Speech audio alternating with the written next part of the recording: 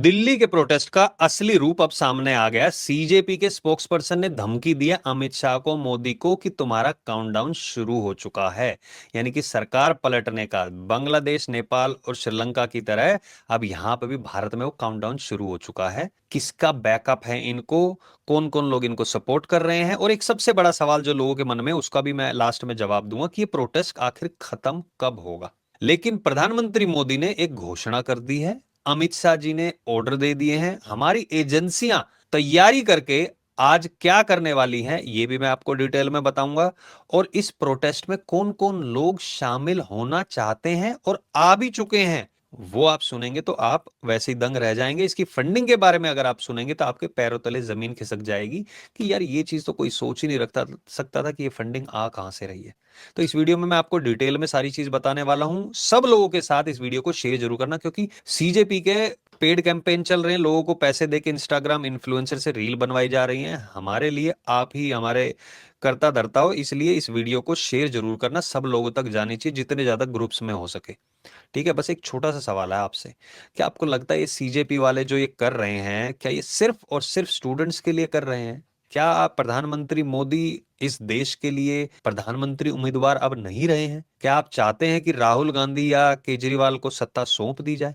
Comment section में जरूर बताना, और मैं आपको पूरी डिटेल में बताऊंगा कि आखिरकार क्या अपडेट आई है दिल्ली के प्रोटेस्ट से। तो स्टार्ट करते हैं आज की वीडियो। सबसे पहले कौन कौन लोग इसमें शामिल होना चाहते हैं मैं आपको वो बताता हूं। कल मैंने आपको एक वीडियो दिखाई थी, उसमें बताया था कि नेपाल के कुछ लोग जिन्होंने वहां पे सत्ता परिवर्तन में भी सहयोग दिया था, यानी कि उन्होंने किया था, उसमें इन्वॉल्व थे, उन लोगों का कहना कि भाई आप हमें सपोर्ट करो, हम भी दिल्ली आना चाहते हैं और इस सरकार को बदलना चाहते हैं। पहली चीज। दूसरी चीज मैंने आपको बताया, हरियाणा और पंजाब से वहां से किसान आने शुरू हो गए हैं और वो बॉर्डर पे खड़े होंगे। मतलब कई तरफ से दिल्ली को घेरा जाएगा, अंदर तो घुस ही चुके हैं कुछ लोग, बाहर से भी घेरा जाएगा। तो दिल्ली में जो लोग रह रहे हैं वो सुरक्षित रहें, सारी जो सरकार की एडवाइजरी है उसको देख के ही बाहर निकले। जहां पे आपको लगे सेफ नहीं है वहां पे मत जाइएगा। वैसे दिल्ली पुलिस और हमारे जवान खड़े हैं वहां पे वो सुरक्षा के लिए, लेकिन फिर भी आप सावधानी जरूर बरतें। ऐसा नहीं है कि कनॉट प्लेस में और वहां पे हो रहा है पार्लियामेंट के पास, तो आप अगर सीमापुरी रहते हैं या फिर दूसरी तरफ जनकपुर या उस तरफ रहते हैं तो वहां पे कुछ नहीं होगा। तो आपको संभल के रहना है।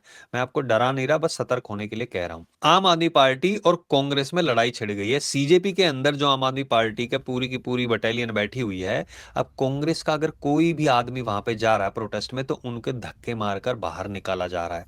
चलो उनकी छोड़ दीजिए भाई, निहंग जो वहां से आ रहे हैं पंजाब से, उनके ऊपर भी हमला किया जा रहा है। निहंग स्टूडेंट्स को सपोर्ट करने के लिए आए थे, लेकिन जब उन्होंने देखा कि स्टूडेंट्सों के बीच में बहुत सारे लोग हैं जो पुलिस पर पत्थर बरसा रहे हैं, लाठी मार रहे हैं, तो उन्होंने कहा कि आप ऐसा मत करो, उन्हीं से लड़ाई करनी शुरू कर दी।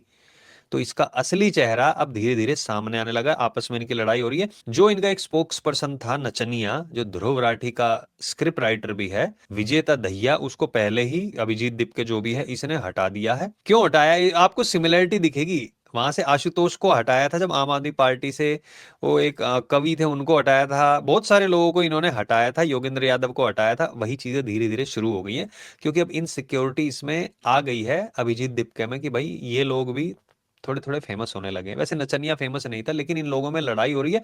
जो लोग इनको एक्सपोज कर रहे हैं अंदर जाके, ये उन लोगों को बाहर निकाल रहे हैं। अब बात करते हैं फंडिंग की। बांग्लादेश, पाकिस्तान, यूएई, वहां से फंडिंग आनी शुरू हो गई है। डायरेक्ट पैसे नहीं आ रहे भाई, खानों के ऑर्डर दिए जा रहे हैं 2-2 हजार प्लेट की। कहां से? जोमेटो, स्विगी और पता नहीं कहां कहां से इनके ऑर्डर दिए जा रहे हैं। और ये खुद जो डिलीवरी करने आ रहे हैं वो लोग बता रहे हैं 2 हजार प्लेट, यानी कि कम से कम अगर आप $300, $300 की भी लगाएंगे अगर आप, तो 5 लाख रुपए एक एक ऑर्डर के आ रहे हैं।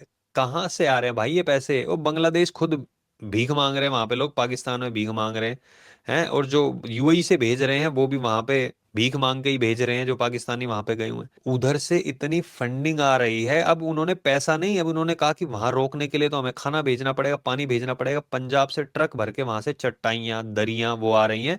केजरीवाल का आपको याद है जब किसान आंदोलन हुआ था तो वहां पे केले भर भर के ट्रक भेज रहा था। अब की बार यहाँ पे दरिया और ये सब भेजा जा रहा है ताकि लोग वहां पर डटे रहें। कितने दिन रुकेंगे भाई? 1-2 दिन में लोग थक जाते हैं, सोएंगे नहीं, कुछ नहीं करेंगे, तो यहाँ से वापस जाएंगे। यहीं पे दरिया दे रहे हैं आपको, सब कुछ दे रहे हैं, यहीं पे सो, खाना पीना दिया जा रहा है, वो भी ऐसा नहीं कि दाल चावल दे दिए, पूरी की पूरी प्लेट जो होती है ना बाहर के खाने की, वो भेजी जा रही है भाई। तो देश को जलाने के लिए ये लोग कहाँ किस हद तक जा सकते हैं, अब मैं आपको बताता हूं आगे क्या हुआ था। कल एक पुलिस वाले को इन्होंने हमला किया, उसको पत्थर मारे, लाठियां बरसाई, वो बंदा अभी भी अस्पताल में है, पुलिस वाला।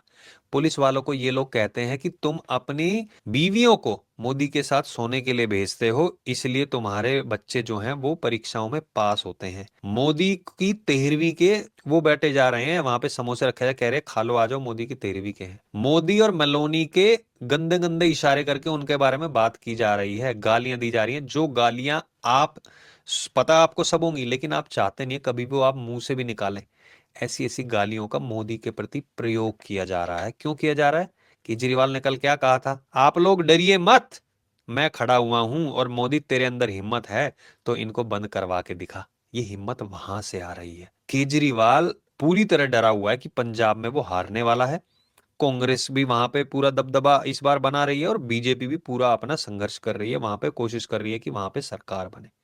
इसलिए केजरीवाल ने ग्राउंड खिसकता देख हर 1-2 घंटे में वीडियो बना रहे हैं, बच्चों के बीच डर फैला रहे हैं कि अभी तुम्हें आएंगे, तुम्हारे ऊपर हमला करेंगे, ताकि वहां पे लोग इकट्ठे बने रहें और वहां से जाए ना, और वो उग्र रहें पुलिस वालों और सुरक्षा बलों के प्रति। अब मोदी जी ने क्या ऑर्डर दिया मैं आपको बता देता हूँ। मोदी जी ने आज एक ट्वीट किया, उसमें उन्होंने वो तो बताया कि भाई हम लोग फास्ट ट्रैक 4 जो सिटीज है वहां पे खोलने जा रहे हैं, और जो भी पेपर पेपर लीक में पाया जाता है तो भाई उसको सीधे सीधे फास्ट ट्रैक कोर्ट के जरिए सजा दी जाएगी। अब यहाँ पे इनके स्पोक्स पर्सन का कहना है कि भाई आप जो बाद में चीज होगी उस पे क्यों बना रहे हो कि भाई हम ये कर देंगे वो कर देंगे, आप पहले ही रोको। आई थिंक इस हिसाब से हत्या के आरोपी के लिए जो रूल बनाया गया है उसको भी हटा देना चाहिए, जो कानून है। देशद्रोह के बाद जो कानून है उसको भी हटा देना चाहिए। क्यों? क्योंकि भाई आप देशद्रोह होने क्यों दे रहे हो, पहले वो रोको ना। हत्या आप होने क्यों दे रहे हो?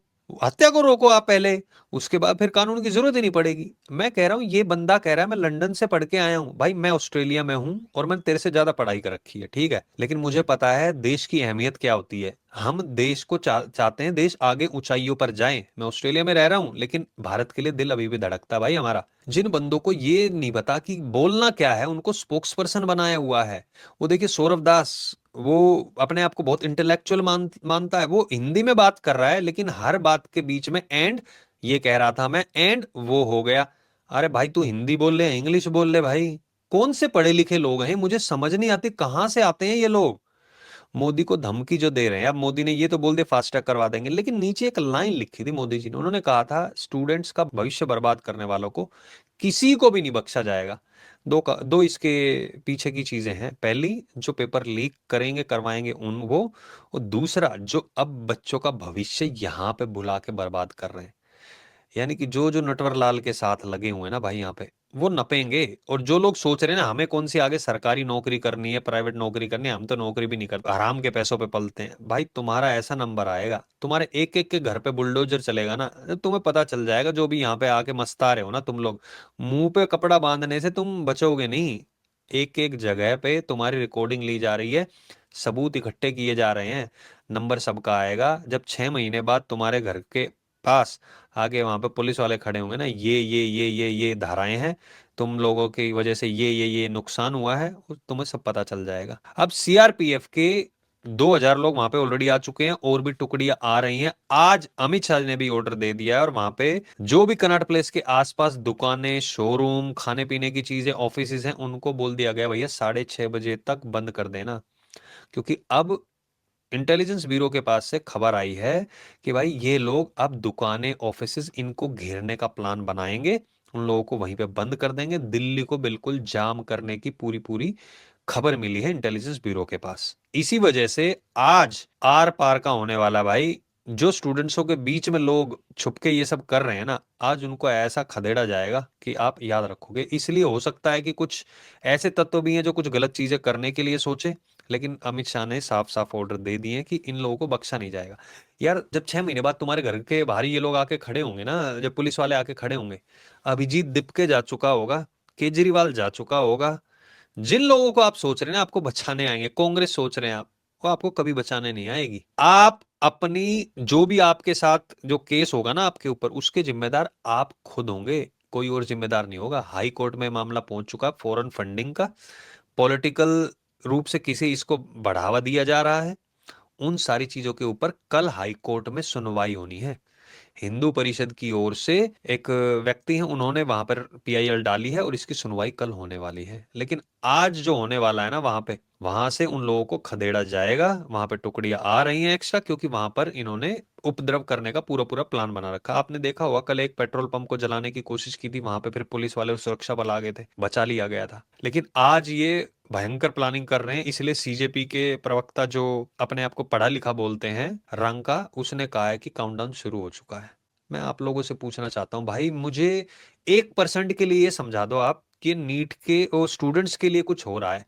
स्टूडेंट्स के लिए यहाँ पे बात तक नहीं की जा रही है। भाई जब लाठियां पड़ रही थी, वो अभिजीत दिप के 2 कौड़ी का वो ट्रक में जाकर छुप गया, एक इनका स्पोक्स पर्सन बर्गर खाने चला गया, ये रंका और ये सौरभ दास ये पहुंच गए उधर, नड्डा जी के पास बैठे हुए थे, कह रहे हमारे फोन जब्त कर लिए, फोन फोटो में साफ दिख रहे हैं उनके पास थे। तो ये पूरा पूरा इनके नसों में झूठ दौड़ता है। ये लोगों की जिंदगियां बर्बाद कर रहे हैं। जो लोग वहां पे जा रहे हैं उनको अपने घर वालों के बारे में सोचना चाहिए, अपने भविष्य के बारे में सोचना चाहिए।